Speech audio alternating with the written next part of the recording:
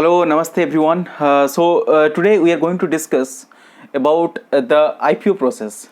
In the last class, we have studied about the stock market, the intro to stock market, the basics. Okay, so we have discussed about the intermediaries. Okay, so what are the intermediaries? What is a stockbroker? What is stock market? What is exchange? Okay, so we have discussed some of the basic concepts of the stock market.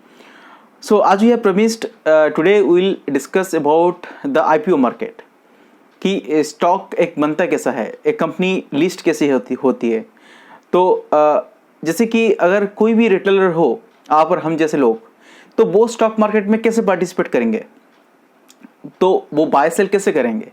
अगर कोई stock exchange पे list होता है तभी जाके आप bye cell कर सकते हैं। तो ये लिस्टिंग कैसी होती है, ठीक है। तो कंपनी का जो शेयर है वो बनता कैसे है, तो आज उस पर पूरा डिटेल में चर्चा करेंगे। पूरा आपको एक आइडिया लग जाएगा कि कंपनी का जो फंड रेजिंग होता है वो किस तरह से होता है। जैसे कि VC हुआ, एंजल इन्वेस्टर हुआ, ऐसे कई टर्म्स आप पहले भी फाइनेंस के में सुने होंगे। आज हम डिटेल में चर्चा करेंगे उनके बारे में कि एक स्टॉक बनता कैसा है, वो लिस्ट कैसे होता है और फिर ट्रेड कैसे होता है। और अगर आप उसमें टेक पार्ट करना चाहो, अगर आप इसमें हिस्सा लेना चाहो, if you want to buy any IPO, so how you can buy. So without any delay, let's start today's class. Will discuss everything bit by bit. What is an initial public offering, IPO। एक example के साथ इस चीज को समझते हैं। मान लीजिए आप एक बिजनेसमैन हैं और आपके पास एक अच्छा आइडिया है और उस आइडिया पे आप अभी एक बिजनेस खड़ा करना चाहते हैं, तो आपको पैसों की जरूरत है। तो पैसों के लिए आपने क्या किया, आपने कोई फैमिली के पास के, अपने फ्रेंड के पास के, तो आपकी जो फैमिली है, फ्रेंड है, उनमें से अगर कोई आपके बिजनेस पे इन्वेस्ट करना तैयार हुआ और वो इन्वेस्ट किया, तो उनको कहा जाता है एंजल इन्वेस्टर।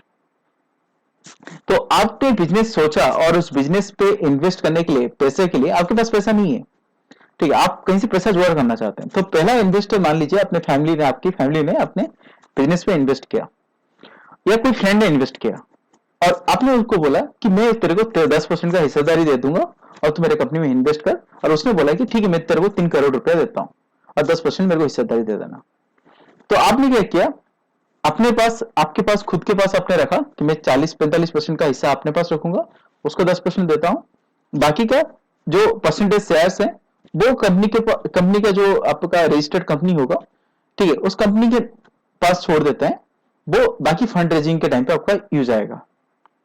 तो आपने 10% के हिस्सेदारी दे दिया अपने एक फैमिली वाले को या फ्रेंड को और वहां से अपने फंड को जुगाड़ किया।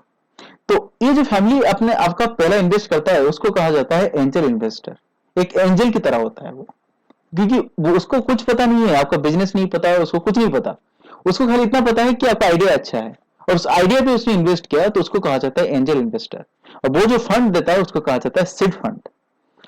अब आपका बिजनेस आपने स्टार्ट किया और थोड़ा सा अच्छा चलने लगा और बिजनेस थोड़ा सा ग्रोथ होने लगा, तो यहाँ पे आपको फिर से पैसों की जरूरत है। और शुरुआत के टाइम पे आपको कोई अच्छा लोन भी नहीं देगा, बैंक तो लोन देता ही नहीं है शुरुआत के टाइम पे, और देता भी है तो कम देता है और इंटरेस्ट भी काफी लेता है। तो फिर आपके कोई VC के पास, कोई वेंचर कैपिटलिस्ट के पास अपने के आपके, और वहां से आपने कुछ पैसा जुगाड़ करने की कोशिश किया।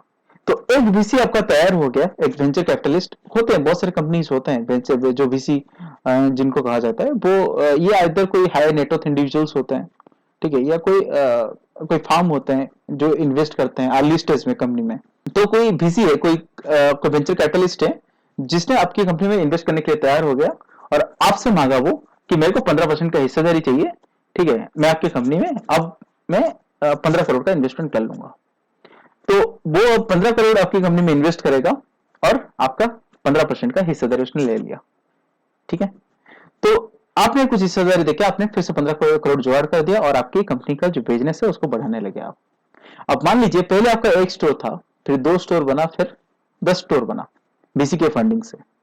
अब बिजनेस आपका अच्छा चल रहा है, ग्रोथ भी हो रहा है और आपको और एक्सपेंशन करना है तो पैसा भी चाहिए। फिर से आप क्या करेंगे, सीरीज B का फंडिंग करेंगे। पहले का फंडिंग तो हो गया, सीरीज A का फंडिंग, तो सीरीज बी के फंडिंग के लिए फिर आप किसी बैंक के पास जाएंगे, नहीं तो कोई VC के पास जाएंगे, या आपका प्रॉफिट जो हुआ है बिजनेस में उसको यूज करेंगे। तो आपने सोचा कि ठीक है, मैं अपना प्रॉफिट के हिस्से थोड़ा यूज कर लेता हूं, और बैंक से तो लोन लेना ही नहीं है क्योंकि बैंक 17-18% काट लेगा आपका। एक VC के पास जाता हूँ, एक वेंचर कैपिटलिस्ट के पास जाता हूँ और उसको कुछ शेयर देके वहां से कुछ फंड रेज कर लेता हूँ। तो आपने फिर कैपेक्स के लिए, अपना कैपिटल एक्सपेंशन के लिए कोई VC के पास गए, उनको 5% या 10% का कुछ शेयर फिर से आपने दिया, और कुछ पैसा आपने फिर से जुगाड़ कर लिया, 50 करोड़ के आसपास कुछ जुगाड़ कर लिया।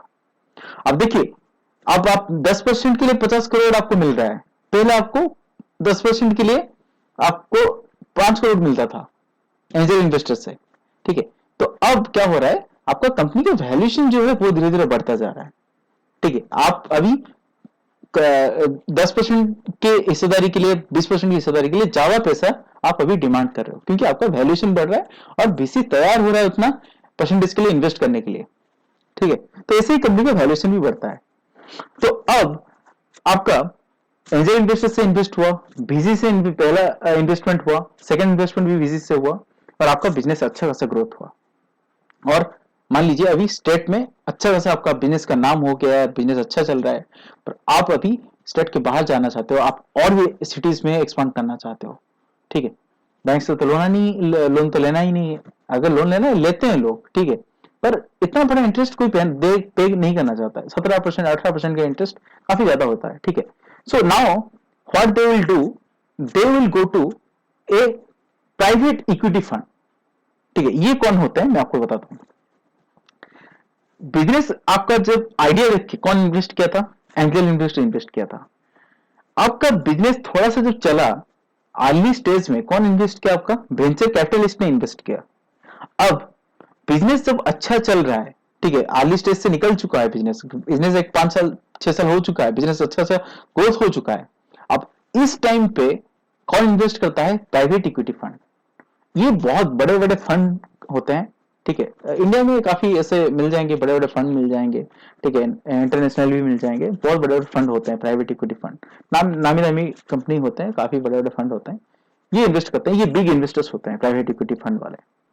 और मान लीजिए आपने प्राइवेट इक्विटी फंड को अपना 10% हिस्सेदारी दिया और वहां से कुछ बड़ा फंड आपने जुगाड़ कर लिया, 200 करोड़ के आसपास कुछ फंड जुगाड़ कर लिया, ठीक है। तो इस तरह से आपका वैल्यूएशन भी बढ़ रहा है, और आप क्या कर रहे हो, फंड रेज कर रहे हो, अपना परसेंटेज, अपना शेयर का जो परसेंटेज है उसको देके आप फंड रेज कर रहे हो। तो थोड़ा सा मैं आपको शेयर होल्डिंग पैटर्न बता देता हूं, इसके दौरान आपका शेयर होल्डिंग का पैटर्न कैसा बना। आपने बिजनेस आपने जब स्टार्ट किया था 45% आपने अपने पास रखा, एंजल इन्वेस्टर को आपने 10% दिया, VC जो सीरीज ए फंडिंग में जो VC आया था उसको आपने 15% का दिया था, सीरीज बी की फंडिंग में आपने जो फंड रेज किया था उसमें VC को आपने 5% दिया था, और फिर अब आपने एक प्राइवेट इक्विटी इन्वेस्टर को 10% का हिस्सेदारी दे दिया, ठीक है। तो फिर भी अभी आपके पास 15% के आसपास कुछ परसेंटेज आपका शेयर अभी भी बचा है, जो अभी बाद में फंड रेज के लिए आप यूज करोगे।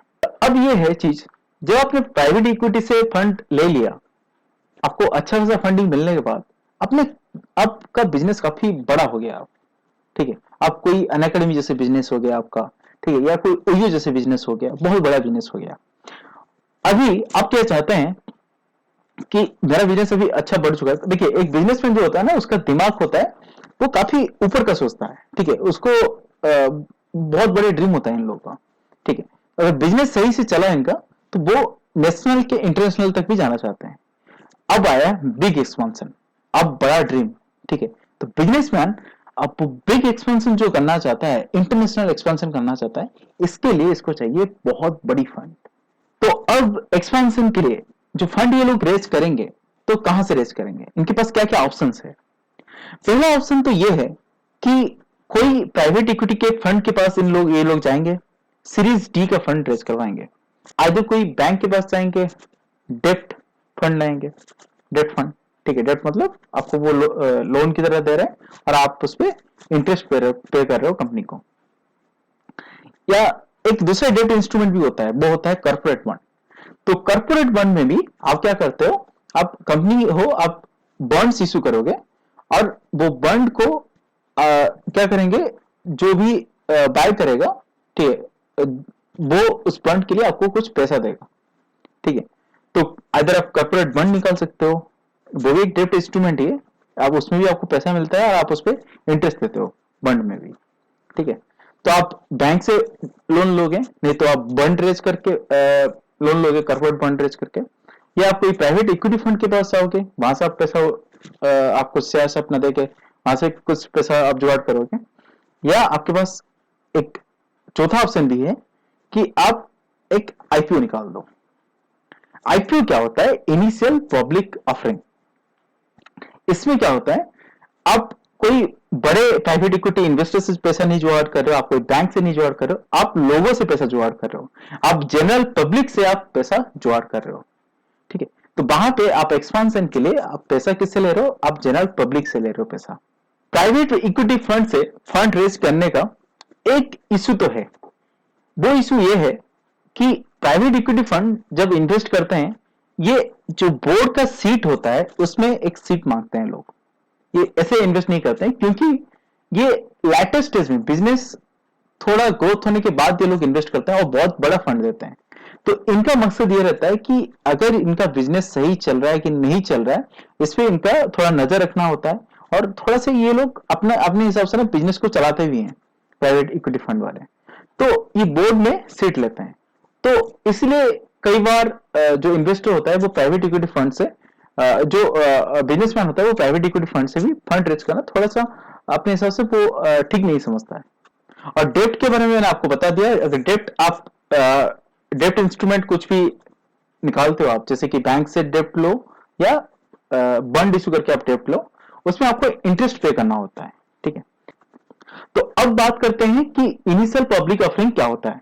Initial public offering refers to the process of offering shares of a private corporation to the public in a new stock issuance। मतलब कोई एक कोई कुछ नया शेयर्स इश्यू करके, ठीक है, कोई कुछ शेयर्स देके लोगों से फंड रेज करवाना, इसी को ही कहा जाता है इनिशियल पब्लिक ऑफरिंग। ये एक प्रोसेस है जिसमें पब्लिक को शेयर्स ऑफर किए जाते हैं और उसके बदले उनसे पैसा रेज किया जाता है। मोटिव सबका डिफरेंट डिफरेंट होता है। तो कुछ ऐसे करते हैं कि फंड रेज करते हैं कि कैपिटल एक्सपेंडिचर के लिए, ठीक है, कैपेक्स के लिए। तो कैपेक्स में क्या होता है, आप क्या करते हो कि अपना जो शेयर होता है कंपनी क्या करता है, उसका जो शेयर होता है वो पब्लिकली बेच देता है, वो सेकेंडरी मार्केट में आईपीओ के बाद उसको बेच देता है। बेचने के बाद उससे जो पैसा उसको मिलता है, वो पैसों से अपना कंपनी में इन्वेस्ट करके उसका एक्सपांशन के लिए उसको खर्चा करता है, ठीक है। या कुछ इसलिए आईपीओ रेज करते हैं ताकि या इसलिए भी आईपीओ रेज करते हैं कुछ कंपनी, ताकि अपने जो डेप्ट होता है उसको चुकाने के लिए। डेप्ट मतलब मान लीजिए कि आपने कुछ कॉर्पोरेट बॉन्ड्स इशू किए हैं, ठीक है, तो जो लोग बॉन्ड बाय किए हैं उनको तो इंटरेस्ट देना ही होगा, ठीक है, या आपको बैंक को इंटरेस्ट देना होगा। तो ये जो डेप्ट में जो आपको इंटरेस्ट देना रहता है, या मान लीजिए कि बैंक से लोन लिए हुए हैं, वो डेप्ट को चुकाना भी है, तो इस सब के लिए भी उनको पैसा चाहिए। तो इसलिए भी कभी कभी कंपनी क्या करते हैं, आईपीओ इशू करते हैं और वो सेकेंडरी मार्केट में अपने शेयर को बेचने के बाद वो पैसों से लेके ये अपना डेप्ट को चुकाते हैं। या कभी कभी ऐसा भी होता है, जो अर्ली इन्वेस्टर्स हैं, जो पहले से आपकी कंपनी में इन्वेस्टेड हैं, जो एंजल इन्वेस्टर हैं या कोई वीसी है, कोई वेंचर कैपिटलिस्ट है, जो अर्ली स्टेज में आपकी कंपनी में इन्वेस्टेड है और वो चाहते हैं कि अभी वो कंपनी से निकलना है उनको, ठीक है। अभी वो क्या चाहते हैं कि कंपनी का भी वैल्यूएशन का भी अच्छा हो गया है, ठीक है, अब अपने पैसा को निकालने वो कहीं और इन्वेस्ट करना चाहते हैं, ठीक है। तो अर्ली स्टेज में जो आपका इन्वेस्टेड है, अगर वो निकलना चाहते हैं तो इनके लिए भी आईपीओ एक अच्छा माध्यम रहता है, जिसमें क्या होता है कि कंपनी लिस्ट होने के बाद उसको सेकेंडरी मार्केट में बेच के वो शेयर को, ठीक है, वो अपना एग्जिट ले सकते हैं।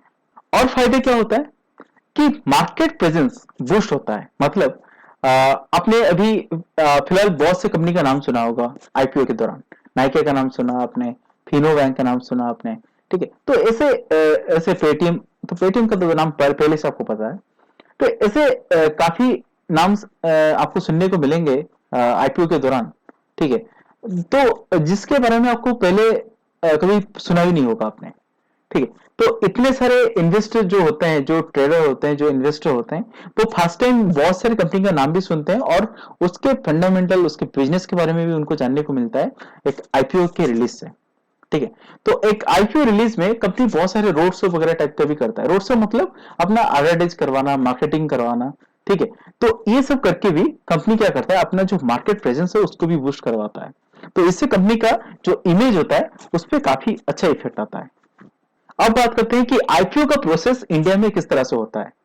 तो पहले कोई भी कंपनी जब आईपीओ रिलीज करता है तो उसको एक इन्वेस्टमेंट बैंक या मर्चेंट बैंक उसको हायर करना होता है। ठीक है। फिर सेबी में अपना एप्लीकेशन डालना होता है। फिर एक ड्राफ्ट बनाना होता है जिसको बोलते हैं red herring hearing document prospectus. Okay. तो रेड हेयरिंग प्रोस्पेक्टस आरएचपी, ठीक है, ये बनाना होता है कंपनी को, अपना मार्केटिंग करवाना होता है। ठीक है। आईपीओ किस प्राइस में मार्केट में छोड़ना है, किस प्राइस में छोड़ना है मार्केट में, वो भी डिसाइड करना होता है। ठीक है। और अलॉटमेंट ऑफ शेयर्स ये सब भी है। तो काफी सारे स्टेप्स में इसमें एक एक करके चर्चा करते हैं। तो पहला चीज ये होता है कि कंपनी, कोई भी कंपनी जब आईपीओ रिलीज करता है वो पहले हायर करता है कुछ मर्चेंट बैंकर को। ठीक है। तो जैसे जेपी मोर्गन हुआ, ठीक है, या इंडिया में जेम फाइनेंशियल हुआ, ठीक है, ऐसे बहुत से कंपनीज है, सिटी बैंक हुआ। ठीक है। तो ऐसे काफी बड़े बड़े मर्चेंट बैंक्स होते हैं जो कंपनी को हेल्प करते हैं अपना आईपीओ रिलीज के लिए। तो पहला काम होता है कंपनी का एक मर्चेंट बैंक को अपॉइंट करना। मर्चेंट बैंक एक भी हो सकता है, दो तीन भी हो सकते हैं, डिपेंड करता है कि आईपीओ का साइज कितना बड़ा है। अगर बहुत बड़ा आईपीओ है तो ज्यादा मर्चेंट बैंकर की जरूरत होता है। तो कंपनी क्या करता है, तो पहला अपना एक मर्चेंट बैंकर को वो अपॉइंट करता है और इनको लीड मैनेजर या बुक रनिंग लीड मैनेजर भी कहा जाता है। और इनका काम ये रहता है कि कौन सा किस किस टाइप का सिक्योरिटी मार्केट में रिलीज करना है। कुछ कॉर्पोरेट बॉन्ड्स भी होते हैं, कुछ डिवेंचर्स भी होते हैं, कुछ स्टॉक्स होते हैं। ठीक है। तो किस टाइप का फंड रेज करना है आपको। ठीक है। तो आईपीओ किस टाइप का आईपीओ आपको लाना है ये बारे में डिसाइड करते हैं, कितना अमाउंट आपको रेज करना है वो भी डिसाइड करते हैं। ठीक है। किस तरह का डील होने वाला है वो भी डिसाइड करते हैं। तो मर्चेंट बैंकर आपका एक टाइप का प्रोसेस हो सकता है कि मर्चेंट बैंकर हर चीज डिसाइड करता है आपका। ठीक है। आईपीओ के बारे में एक कंपनी का स्टार्टिंग से लेके आपका लिस्टिंग होने तक हर चीज लगभग एक मर्चेंट बैंकर ही आपका डिसाइड करता है। डिसाइड के बाद फिर मर्चेंट बैंकर आपका अप्लाई करता है सेबी में। ठीक है। आईपीओ के रजिस्ट्रेशन के लिए आपको सेबी में अप्लाई करना होता है। सेबी में अप्लाई करने से उनको, सेबी को एक देना पड़ता है उनको रेड हेयरिंग प्रोस्पेक्टस। ठीक है। आरएचपी। तो आरएचपी में क्या होता है, कंपनी का जो कुछ भी फाइनेंशियल डाटा है। ठीक है। कंपनी का मैनेजमेंट कौन कौन है मैनेजमेंट में। ठीक है। कंपनी का फाइनेंशियल स्टेटमेंट क्या है। ठीक है। पूरा financial statement A to Z ये सब के बारे में भी रहता है आरएचपी। तो आरएचपी जो होता है रेड हियरिंग प्रोस्पेक्टस, ये सभी को उनको देना होता है और इसको पब्लिक करना होता है। जो आरएचपी है ये पब्लिक होता है। ये कोई भी इन्वेस्टर, आप और हम जैसे इन्वेस्टर कोई भी कंपनी का जब आईपीओ अप्लाई करेंगे, ठीक है, आप देखिएगा उसका आरएचपी, अगर आप सेबी के साइट में जाओगे, ठीक है, मैं आपको कभी दिखा दूंगा कि सेबी के साइट में आप जाके आरएचपी को वहां से आप डाउनलोड करके कंपनी के जो फाइनेंशियल स्टेटमेंट है वो आप पढ़ सकते हो और वहां से आप पता लगा सकते हैं कंपनी किस हाल में है।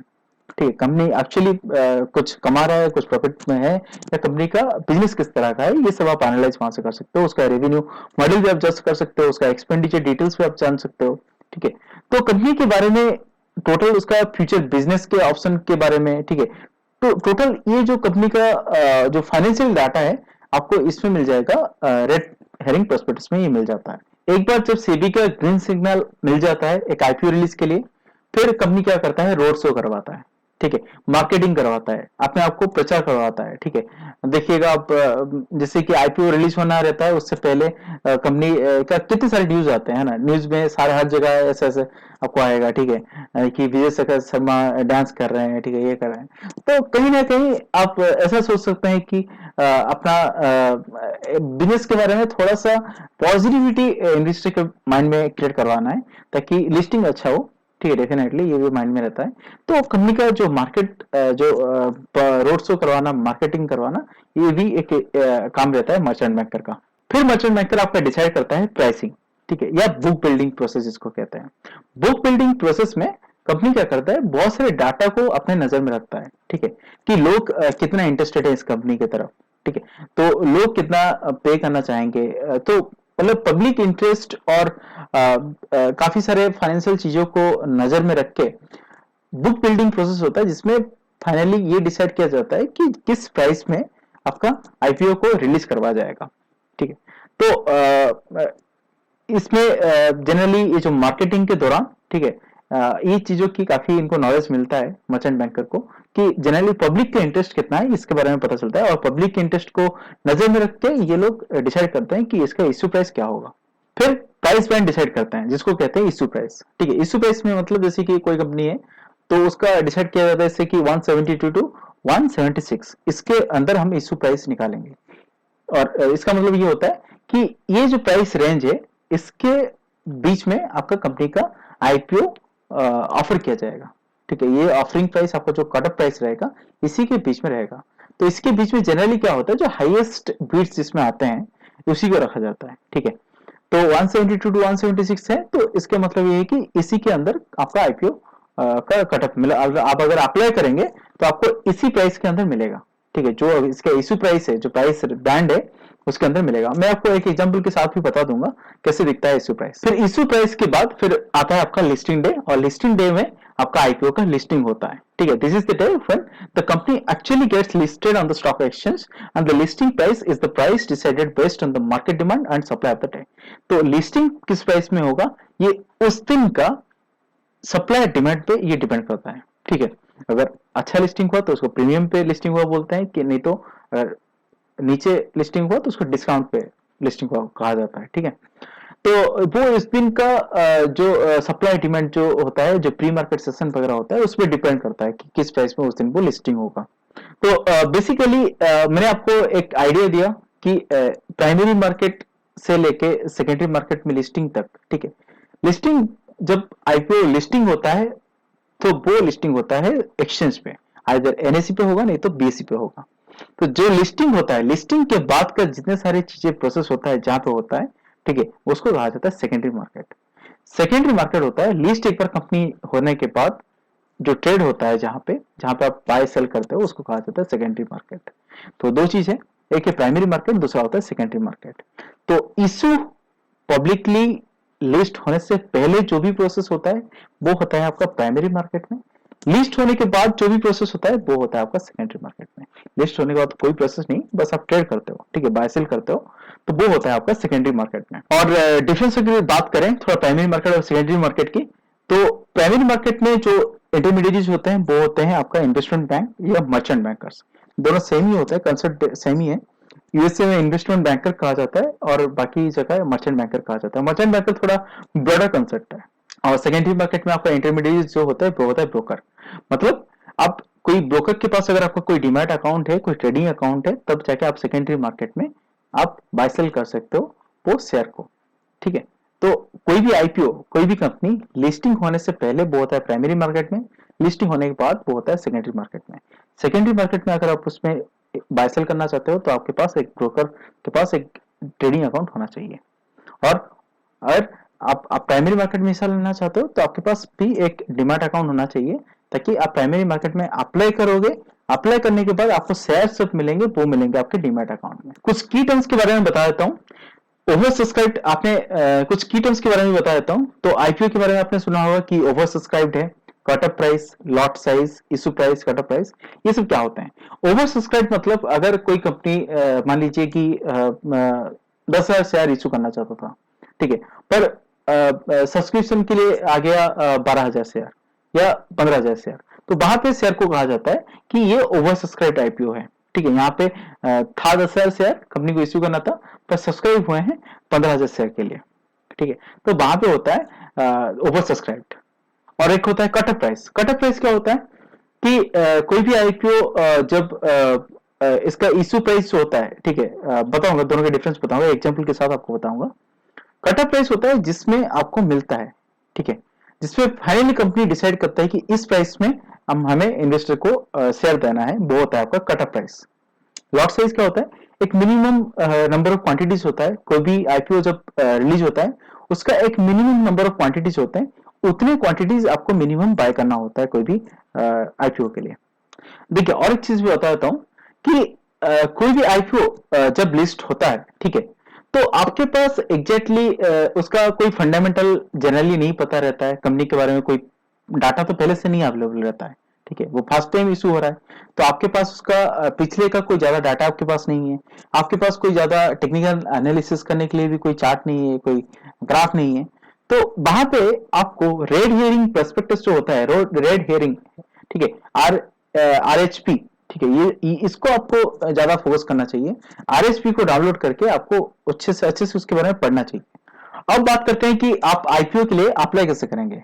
ठीक है, आपको दो मेथड है, एक होता है आप इंटरनेट बैंकिंग आसबा, ठीक है, इसको बोलते हैं एएसबीए प्रोसेस। इंटरनेट बैंकिंग से आप अप्लाई कर सकते हो, नहीं तो आप इसके एक ब्रोकर के पोर्टल से भी आप अप्लाई कर सकते हो। तो इंटरनेट बैंकिंग में आप अपने कोई भी आपके पास एसबीआई का हो या आईसीआईसी बैंक का हो या एचडीएफसी बैंक का हो, वहां पे आप इंटरनेट बैंकिंग में लॉग इन करेंगे। लॉग इन करने के बाद हर बैंक का अपना आईपीओ को अप्लाई करने के लिए एक सिस्टम रहता है, एक पोर्टल रहता है, वहां से आप अप्लाई कर सकते हो। जैसे मैं आपको एक एग्जांपल दिखाता हूँ आईसीआईसी डायरेक्ट का, ठीक है, तो ये आप आईसीआईसी डायरेक्ट के प्लेटफॉर्म पे है, ठीक है, उनका ट्रेडर इन्वेस्ट पे आपने क्लिक किया और फिर वहां से अपने आईपीओ पे गए और वहां से आप अप्लाई कर सकते हो।